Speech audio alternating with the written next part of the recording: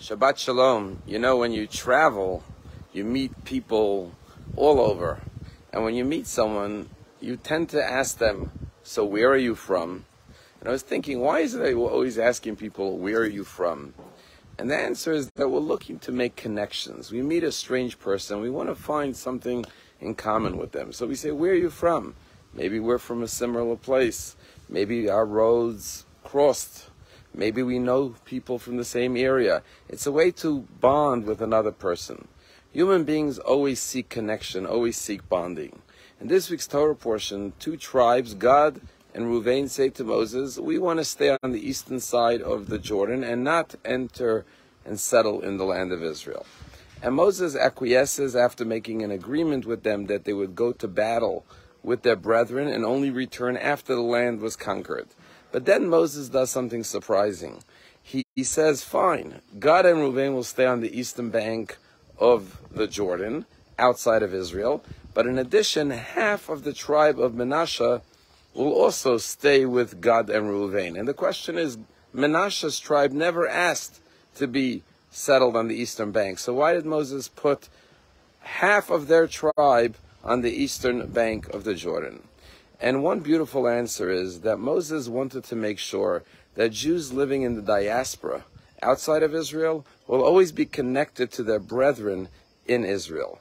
That there would never become a split between two Jewish communities, those in Israel and those abroad. And therefore he took one tribe, Manasseh, a tribe that was renowned for their love of the land of Israel, and split them in half.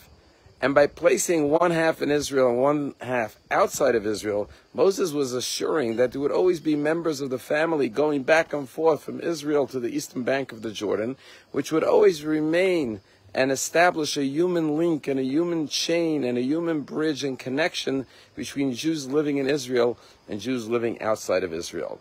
And today, some 3,000 years later, we see the wisdom of Moses' decision. Jews all around the world are connected to Israel. Not only do we go visit, but wherever we are around the world, we are always connected to our brethren and feel that we are part of one larger global Jewish community.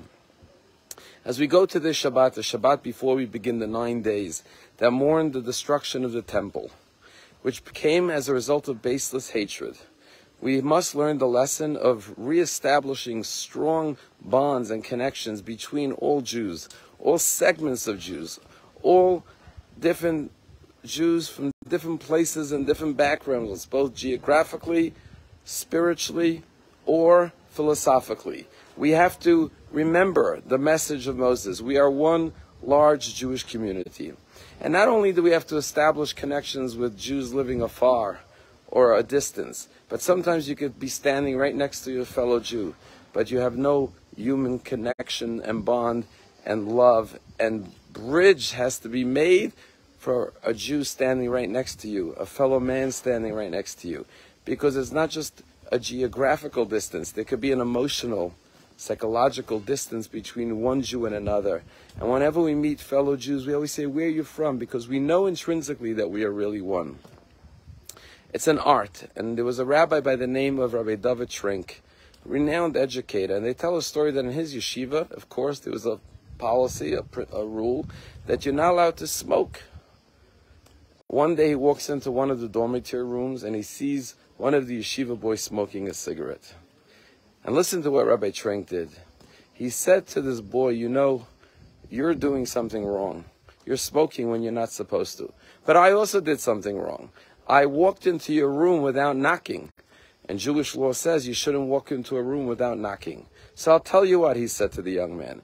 I'm going to go back out, and I'm going to correct my mistake, and you correct your mistake.